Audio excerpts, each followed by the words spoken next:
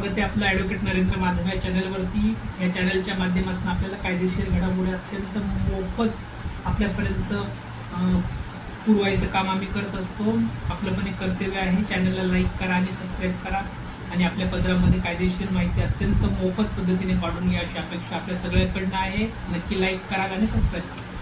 मित्रांनो, मागच्या भागामध्ये आपण महाराष्ट्र हाऊसिंग सोसायटीच्या मध्ये सोसायटीचे प्रकार कोणकोणते असतात आणि कशा कशा पद्धतीचे सोसायटीचे प्रकार होतात, त्यामध्ये रो बंगलो असतील, बंगलो असतील, सदनिका धारकांची सोसायटी असेल, प्लॉट धारकांचे असेल किंवा प्लॉट धारकांचे असेल, अशा प्रकारचे वेगवेगळे प्रकार आपण बघितले। आजच्या भागामध्ये आपण बंगले व हाऊस सोसायटीचे उपप्रकार कोणकोणते आहेत ते बघणार आहोत की बंगले व रो हाऊस या प्रकारामध्ये सुद्धा सोसायटी स्थापन करता येते आणि त्या पद्धतीचे कोणकोणत्या सोसायटी असतात। बंगले व हाऊसिंग सोसायटीच्या उपप्रकारामध्ये संस्थे जी असतात ती संस्थेचे स्वतःचे जागेवर विकसित केलेला व सभासदांना हस्तांतरित केलेला रो हाऊसेस असतात। रो हाऊस बघतो आपण 3 टियर 2 टियर सिटीमध्ये रो हाऊस अत्यंत मोठ्या पद्धतीने डेव्हलप झालेले आपल्याला बघायला मिळतात की हे जे रो हाऊसेस आहेत हे हाऊसेस एखाद्या संस्थेने स्वतःच्या जागेवर, एखादी संस्थेची संस्थेची स्वयंस्व जागा असेल त्या जागेवर त्यांनी स्वतः विकसित केलेले किंवा सभासदांना हस्तांतरित केलेले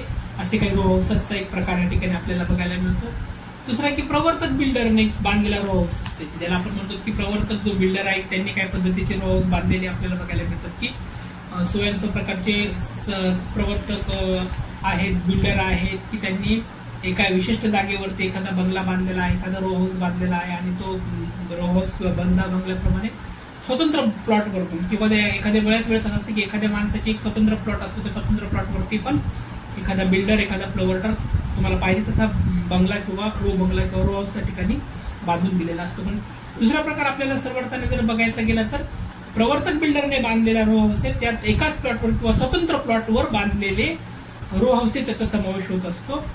वरील दोन्ही प्रकारच्या सोसायट्याशिवाय सर्वात लोकप्रिय प्रकार हा गाळा सदनिकांच्या सोसायट्यांना भाडेकरू मालकी हक्क यात आढळतो।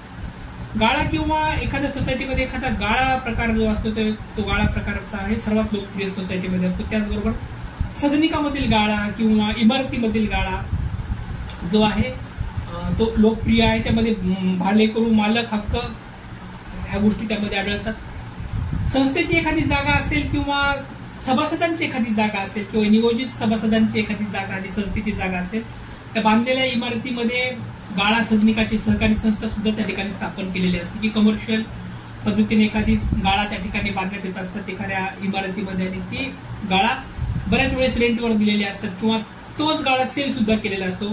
ते गाळा सेल केलेल्यांसाठी सुद्धा एक वेगळी सभासद उपप्रकार त्या ठिकाणी आपल्याला बघायला मिळतो।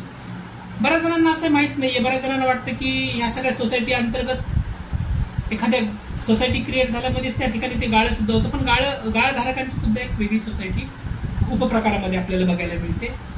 त्याचबरोबर प्रवर्तक बिल्डरने स्वतःच्या जागेवर किंवा मूळ जागा असलेल्या मालकासोबत विकसक सहकारी करारातून बांधलेल्या एखाद्या जागेवर इमारत जी बांधली ती इमारती जागेवर सदनिकाची सहकारी संस्था याशिवाय पुढील प्रकारे प्रवर्तकाने स्वतःहून किंवा विना प्रवर्तक सहकार्याने नोंदणी झालेल्या सहकारी संस्थेचा समावेश होतो।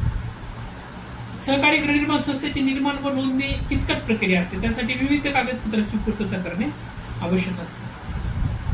दुसरी गोष्ट अशी आहे की एखादी जागा जर असेल तर ती जागा एखादा बिल्डर घेत असतो, तो बिल्डर ती जागा डेव्हलप करत असतो, तो जागा डेव्हलप केल्यानंतर मूळ मालकाला ती परत हस्तांतर करत असतो। त्याचबरोबर किंवा ती जागा तो खरेदी करत असतो, खरेदी केल्यानंतर त्या जागेवरती जी इमारत जी सदनिका बांधत असेल त्या सदनिका बांधकामामध्ये मूळ मालकाला 1-2 फ्लॅट देण्याचं आश्वासन जो करारनामा तो करतो त्या मूळ मालकासोबत, त्या अनुषंगाने सुद्धा एक वेगळी सोसायटीची निर्मिती त्या ठिकाणी झालेली असते। परंतु हे सगळं नोंदणी करणं अत्यंत आवश्यक आहे। हे नोंदणीकृत झालं, रजिस्टर झालं तरच अत्यंत महत्वाचं आहे आणि सोसायटीची नोंदणी केल्यानंतर गृहनिर्माण सोसायट्याच्या निर्मितीची नोंदणी ही अत्यंत आवश्यक आहे, कायदेशीर ती अत्यंत आवश्यक असेल। परंतु ही प्रक्रिया अत्यंत किचकट आणि क्लिष्ट सुद्धा आहे, परंतु ही प्रक्रिया किचकट आणि क्लिष्ट जरी असली तरी कायद्याच्या कसोटीमध्ये ही प्रक्रिया अत्यंत महत्वाची असते, त्यामुळे ही प्रक्रिया करणं खूप जास्त महत्वाचं आहे असे या ठिकाणी प्रत्येकाने लक्षात घेतलं पाहिजे। मित्रांनो, हाऊसिंग गृहनिर्माण सोसायटीमध्ये आपण row bungalow, row houses, flat, गाळ, सदनिका याचे प्रकार ह्या आजच्या व्हिडिओच्या माध्यमातून बघितले. पुढे आपण पुढच्या व्हिडिओमध्ये हे सगळं घेतल्यानंतर त्याची नोंदणी कशा पद्धतीने होते, सदनिका धारक झाला असेल, गाळा धारक झाला असेल, प्लॉट धारक असेल, प्लॉट धारक असेल, जी काही सोसायटीच्या अनुषंगाने निर्माण झाली असेल त्याची नोंदणी कशी करायची, त्या अनुषंगाने येणारा व्हिडिओ आपण पुढील भागात बघणार आहोत. त्यामुळे नक्कीच व्हिडिओ बघत राहा, लाईक करत राहा आणि सबस्क्राईब करत राहा. धन्यवाद. Thank you so much.